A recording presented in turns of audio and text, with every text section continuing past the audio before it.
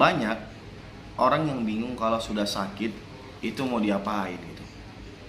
Uang nggak punya, jaminan kesehatan pribadi juga nggak ada.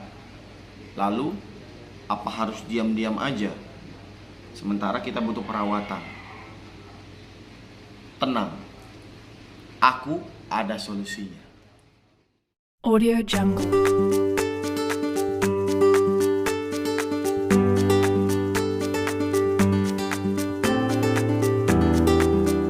Audio Jungle.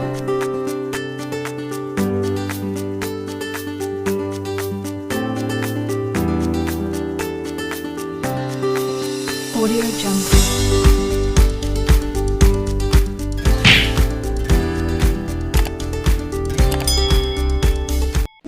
Welcome back to Guru Sosial Channel. Ini saya akan membahas salah satu program handal yang dibuat oleh pemerintah untuk menanggulangi PMKS.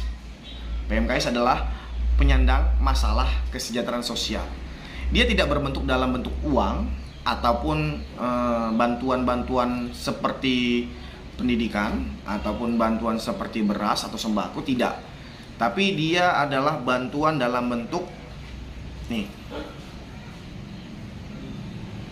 Ini adalah KIS, Kartu Indonesia Sehat.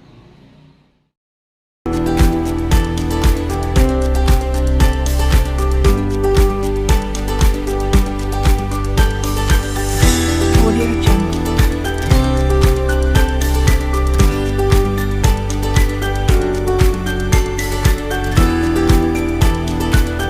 Audio Jungle.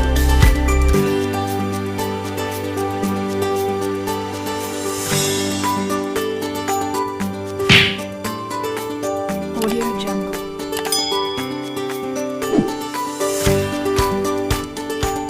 KIS merupakan salah satu kartu yang dibuat pemerintah dalam hal untuk menjamin kesehatan, atau bisa dibilang kalau kita sakit kita bisa pakai ini. Ini dibuat untuk keluarga prasejahtera. Ya, ini dibuat untuk keluarga prasejahtera. Jadi pemerintah itu sudah cukup adil, sudah sangat tepat dalam kebijakan dengan menciptakan satu kartu sakti yang namanya KIS. KIS ini adalah salah satu bentuk program dari BPJS. Ya, KIS adalah bentuk program dari BPJS. Bentuk program BPJS itu ada dua. Yang pertama KIS yang dibayarkan secara pribadi atau perorangan atau kelompok. Yang kedua KIS yang dibayarkan oleh pemerintah. Kalau yang dibayarkan pemerintah artinya gratis, kita tidak bayar, kita tinggal pakai aja. Nah, manfaatnya apakah sama? Ya pasti sama, manfaatnya sama.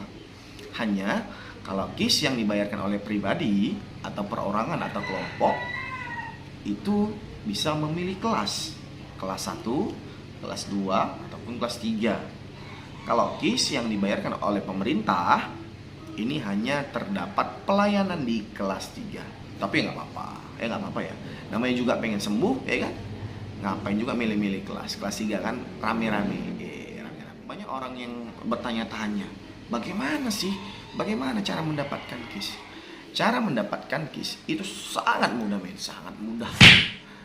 Kamu cukup tahu saja persyaratan yang akan ditujukan ke dinas sosial dan kamu bawa nanti. Kemudian kamu bisa terdaftar sebagai calon penerima KIS yang gratis dari pemerintah. Nah, simak video ini. Setelah mendapatkan KIS, itu alurnya yang pertama kamu harus lengkapi berkas-berkas. Mulai dari SKTM, surat keterangan tidak mampu. Yang kedua ada fotokopi KK, fotokopi KTP suami atau istri atau kepala rumah tangga. Yang ketiga fotokopi rekening listrik pembayaran terakhir. Dan yang keempat, kamu termasuk kategori orang yang layak menerima KIS. Siapa yang layak menerima KIS? Yang layak orang-orang yang kategori tingkat ekonominya prasejahtera. Prasejahtera. Jadi Ya saya harap orang-orang yang mampu, yang kaya janganlah mengurus KIS. Karena apa? Karena KIS ini ada kuotanya. Kalau yang namanya ada kuota, pasti ada yang tidak dapat. Kan nggak lucu kalau yang kaya dapat, yang kurang mampu tidak dapat. Nah, alurnya saya jelaskan. Tadi sudah saya sebutkan yang pertama dan yang kedua, yang ketiga, dan keempat. Nah, kalau untuk alurnya, kamu bisa pergi ke desa atau ke kelurahan, bawa fotokopi KK untuk nanti diketikkan sama operatornya, meminta surat keterangan tidak mampu. Surat keterangan tidak mampunya nanti ditunjukkan di situ untuk mengurus KIS, Kartu Indonesia Sehat, ditujukan ke dinas sosial kabupaten atau kota. Ya, ditujukan kepada dinas sosial kabupaten atau kota. Setelah surat itu siap dan ditandatangan oleh kepala desa atau kepala lurah, kamu tambahi berkas fotokopi KK 2 lembar, fotokopi KTP kepala rumah tangga atau istri 2 lembar, kemudian fotokopi rekening listrik 2 lembar juga. Nah, itu berkasnya nanti kamu masukkan ke dalam map. Jadi ada 4 berkas ya. Saya ulang lagi, ada 4 berkas. Mulai dari SKTM 2 rangkap atau 2 rangkap, kemudian fotokopi KK, fotokopi KTP, kemudian rekening listrik. Itu kamu bawa nanti ke kecamatan kamu. Misal kamu berada di kecamatan Patumbak, dibawa ke kecamatan Patumbak. Untuk apa? Nanti SKTM yang dari desa itu distempel oleh pihak kecamatan. Ceplek. Nah, nanti distempel oleh pihak kecamatan. Karena berkas yang distempel di kecamatan dan tadi yang KKTP dan rekening listrik itu nanti kita bawa ke dinas sosial. Nanti kita bawa ke dinas sosial. Sampai dinas sosial nanti kamu akan mengisi satu form, formulir namanya. Identitas diri atau identitas keluarga juga, di situ ada pertanyaan-pertanyaan. Nanti kamu jawab. Nah, setelah kamu mengisi itu, berkas kamu akan diterima oleh pihak dinas sosial.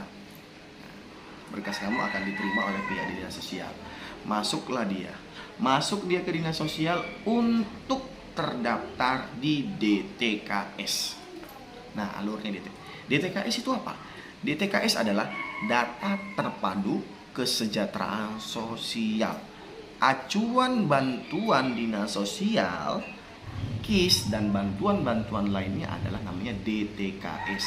Makanya kalau kamu melihat ada orang yang kurang mampu, orang yang kehidupannya menengah ke bawah, makannya susah, terus tidak punya BPJS, tidak pernah tersentuh bantuan apa dari pemerintah, kalau dia tidak masuk ke DTKS, sampai kapanpun dia tidak akan pernah mendapatkan bantuan. Nah, jadi kalau untuk mendapatkan bantuan kita harus masuk DTKS dulu. Nah, kalau sudah masuk DTKS, belum tentu langsung dapat program bantuan. Dilihat lagi dari kuota. DTKS itu nanti diadu. Dilihat dari isian data kalian yang di dinas sosial. Misalnya di isian data itu kalian memiliki keluarga 3, penghasilan 1 juta. Ada lagi orang yang mengisi di isian itu satu keluarga isinya 10, penghasilan 500. Otomatis itu akan dilaga. Mungkin itu informasi yang bisa saya sampaikan. Jangan lupa pantengin terus di Guru Sosial Channel, karena kita akan kasih banyak tips-tips dan trik supaya kamu bisa mendapat program bantuan dan bermanfaat ke depannya. Audio Jungle.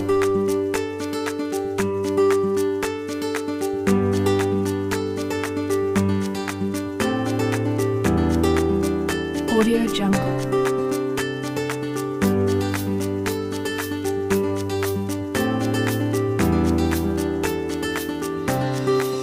Audio Jungle.